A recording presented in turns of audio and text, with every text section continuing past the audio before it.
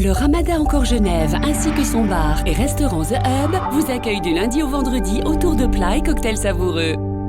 Bonjour et bienvenue à l'invité de Thierry Dim. Nous avons le plaisir d'accueillir ce matin Monsieur Emmanuel Levin. Bonjour. Bonjour Thierry, bienvenue. Emmanuel Levin, vous êtes parfumeur et vous êtes également propriétaire de votre propre marque renommée Emmanuel Levin. Compte tenu de votre expérience, comment se présente aujourd'hui le marché de la parfumerie de manière générale? Alors le marché de la parfumerie est véritablement développé sur deux axes. Vous avez le marché dit de la grosse distribution, où certaines enseignes ont monté des endroits et référencent énormément de marques. Et vous avez depuis quelques années le développement de la parfumerie dite de niche, la parfumerie rare. C'est véritablement là que la marque Emmanuel Levin a sa place. Nous l'avons développé depuis 5 ans maintenant et on a véritablement ces deux axes-là au jour d'aujourd'hui. On peut estimer qu'au jour d'aujourd'hui, un flacon de la parfumerie de niche est vendu pour 3 flacons dans de la parfumerie dite de grosse distribution. Alors, le fait que cette niche-là, cette parfumerie de niche se développe, est-ce que cela veut dire qu'elle commence à trouver sa voie au niveau des consommateurs? Oui, tout à fait, parce que de plus en plus, les gens deviennent exigeants et se disent, je vais rentrer dans un endroit où j'ai énormément de marques, énormément de choix. Et après, on va dire que la parfumerie de niche, c'est aussi on va dire le conseil.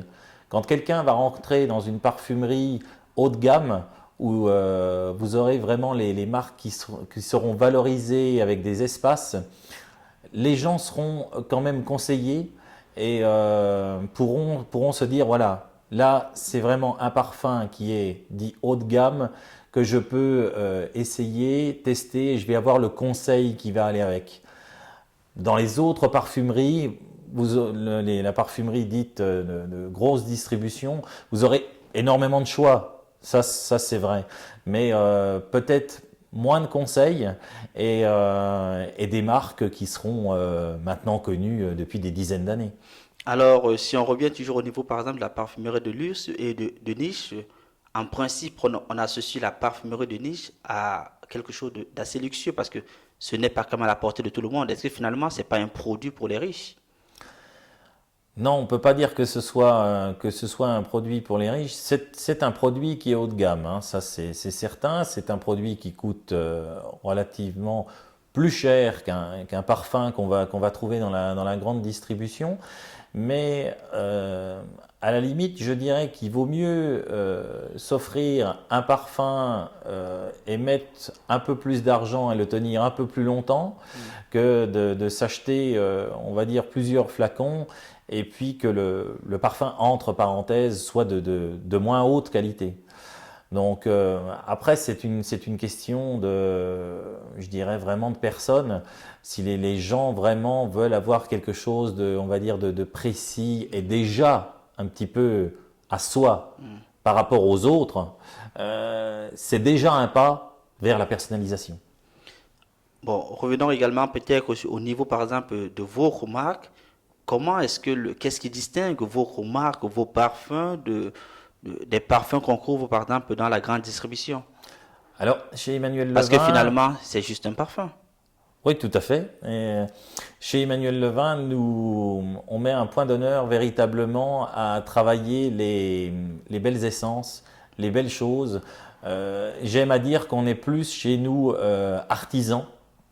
On a des manières de fabrication qui sont vraiment très haut de gamme. On prend vraiment soin des matières premières quand on va finalement les mettre en alcool pour arriver à un parfum. On met beaucoup plus de temps au niveau par exemple de la filtration de nos parfums et on veut véritablement apporter quelque chose que les gens, vous le disiez, payent quand même relativement cher. On veut vraiment avoir quelque chose qui va, entre parenthèses, sortir un petit peu De l'ordinaire. de l'ordinaire, du commun, merci, et que les gens se disent, ah ben tiens, voilà, j'ai quelque chose là qui est fabriqué avec amour, avec passion. C'est vraiment la passion, moi, qui m'anime. Enfin, la plupart des gens qui travaillent pour la marque Emmanuel Levin ont tous cette envie de faire plaisir. On se fait plaisir en faisant plaisir, et c'est vraiment ça qui nous différencie. Alors, pour finir peut-être cette interview, la petite astuce qu'on aimerait peut-être savoir, est-ce qu'il est conseillé d'offrir un parfum à quelqu'un? Alors, conseiller, oui. Après, je dirais il y a plusieurs démarches. En fait, si on veut séduire la personne, il faudra effectivement avoir une petite astuce et connaître peut-être un peu ses goûts, hein. Par exemple, si vous êtes un homme, vous voulez séduire une femme, une astuce, demandez-lui si elle est gourmande, si elle mange beaucoup de desserts, elle va avoir un aspect assez sucré. Donc là, dans ces cas-là, vous allez vous tourner vers un parfum assez sucré. Si vous êtes une femme, que vous voulez faire plaisir à un homme, là, demandez-lui en général, quand les femmes offrent aux hommes, c'est qu'elles vivent avec. Donc elles ont l'habitude de savoir si l'homme, par exemple, porte un costume. On aura plus un parfum qui sera élégant, qui va aller vers le costume. Si l'homme porte du sportswear, ce sera plus un parfum sport avec beaucoup de fraîcheur. Voilà. Merci, monsieur Emmanuel Levin, pour ces explications.